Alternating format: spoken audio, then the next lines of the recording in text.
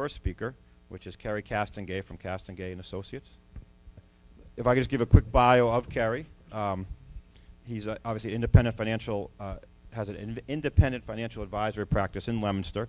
He's a chartered retirement planning counselor, an accredited wealth management advisor, and has the FINRA Series 7, 66, and 24 certifications.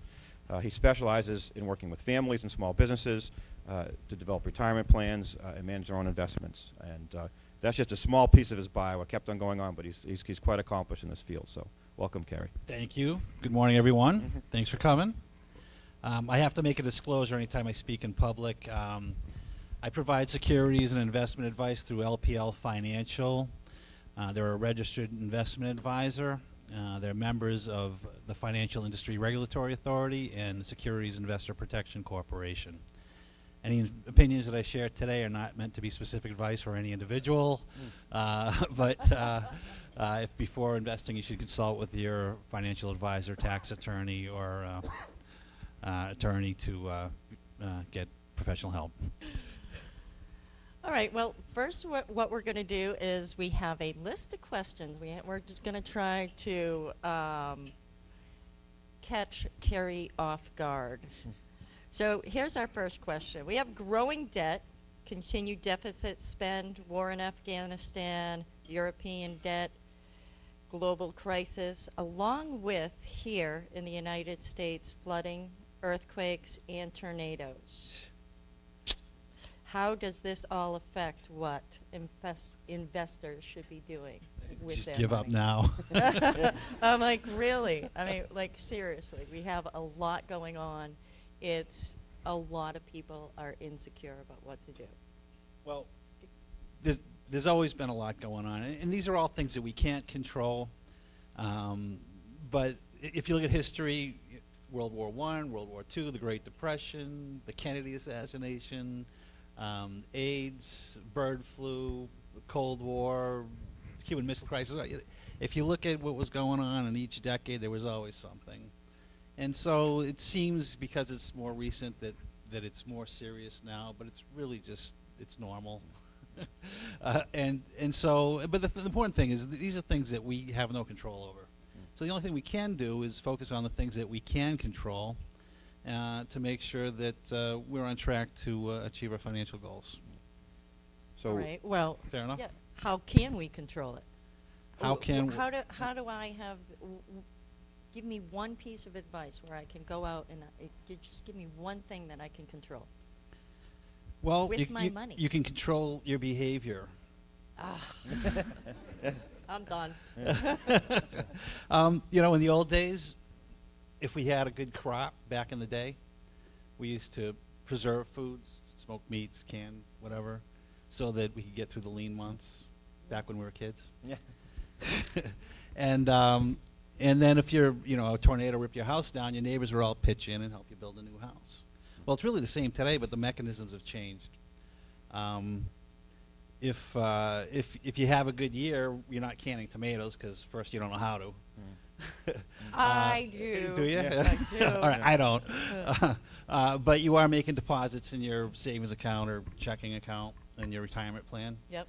And if your house burns down, well, your neighbors aren't going to help you build your house because first they don't know how to, and secondly, if they do, they'll probably lose their job because they didn't go to work. So we provide for that through an insurance plan to make sure that if disaster strikes, whether it's your house burning down, a premature death, or more often a disability or injury that keeps you from going to work, we want to make sure that you have protection against those types of incidents. So insurance. Yeah, it's insurance and leveraging and in Long saving answer. to I'm make gonna sure. Yeah, I know, huh? Sorry. Just to make sure that you're on track to get where you want to go. Well, that seems like that's one piece of the puzzle, trying to protecting yourself against disasters and issues and things. What about actually having those, keeping your money safe or trying to get some return, which is obviously what seems to be very difficult in this day and age when people are promoting, 0.001% as a great interest rate on certain things. And so how do you get a return on your money and to help maybe grow that so the insurance becomes a smaller piece of the puzzle? Yeah, well, once you have the insurance you need, you can start investing. And safety, you mentioned how do I keep my money safe? Well, that's a relative term. We call it risk management. Let's say you got a couple, their goal is to retire, they're saving for retirement, and they want to retire comfortably and stay comfortably retired. You can, let's say their investment choices are what they deem safe, just bonds, treasury bonds and CDs, low yield, low risk, safety of principal type investments. Well, that strategy could actually lower their chances of retiring comfortably. And in fact, it could prohibit it if they can't make up the difference in savings from their income. So what makes sense, and on the other hand, you got investors that go a little crazy. They want to get rich on the stock market. They're playing tips from their friends or whatever, and they don't really have any plan to mitigate risk in their investments. And often I see them, making gut decisions based on instinct, hunches, or media. No offense to the media, but sometimes it can distort your view of what's going on in the world. So it's important to not make those kinds of investments and use a diversified portfolio. And it gets tricky here. I really count a lot on my team of analysts at LPL Financial Research to help me disseminate the important information and put my clients in the best position from a risk-reward point of view. The important thing, something investors should know is just because you have a diversified portfolio doesn't guarantee you're going to get better returns, and it does not guarantee against a loss of principal.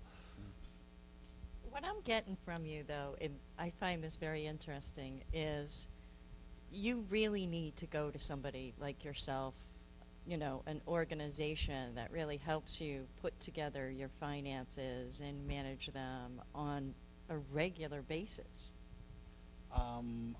Rather than doing it myself on, Googling where my investments go, working on your portfolio, having an organization like Castonguay puts me in a much better position, right?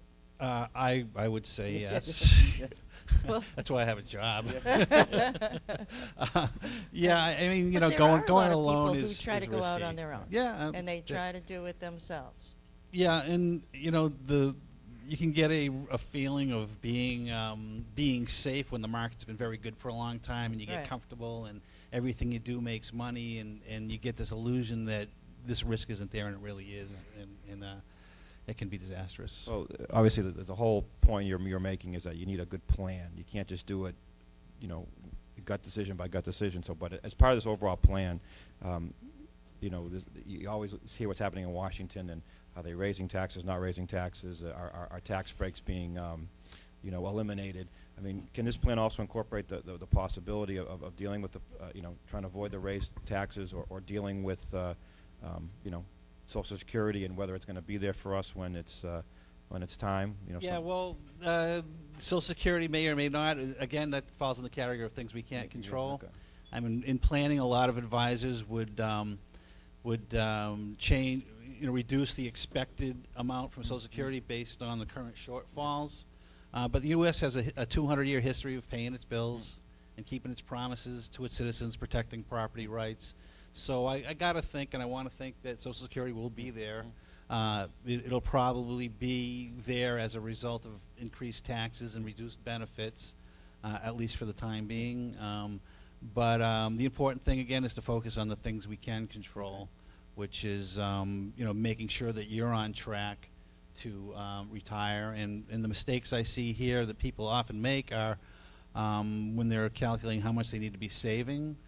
They often underestimate how much they'll need. They don't use realistic investment returns based on their current portfolio, and they fail to take into account inflation. A lot of factors. And then on the distribution phase, it gets even trickier. People are surprised or shocked at how much they pay for health care and prescription medications, how much their retirement actually does cost, and again, they fail to take into account inflation, which is a small number, but it's persistent and significant over time. Well, I wouldn't say inflation lately is a small number. Lately, it's been a big number, yeah. But Yep. So to wrap up with Kerry, yeah. Well, are there any before you go, any last issues or comments that you'd like to make that could help us in our investment planning? Well, there's one thing that's really frequently overlooked, and that's estate planning. You'd be surprised at how many people that have never gone down that road of getting a will. We need to talk. A will, an estate plan. There's three basic components: a will, which lets your wishes be known if something happens to you, and you can also appoint someone to make sure that your wishes are executed on. If you become incapacitated, you need someone to take care of your business, pay your bills, cash your checks. If you don't have anyone, then you have to go to a court to get an appointed person, and a judge will decide. So that's a power of attorney. And then the third item is a healthcare proxy. So if you become incapacitated and need healthcare, you have a trusted friend or relative to make those healthcare decisions for you. Without those, if you die intestate or without a will, a judge will decide who will care for your minor children, how your assets will be divided. And then another important piece is a beneficiary review. Anything that you have that might have beneficiaries designated, like an IRA, a 401k, a life insurance policy. You should see people's faces when they find out that the spouse isn't the beneficiary of the 401k. It's Uncle Joe because he started it when he was 20 and he wasn't married yet. Right. People forget about these things. So it's very important to do a periodic review to make sure that these are updated and the money goes where you want it to go.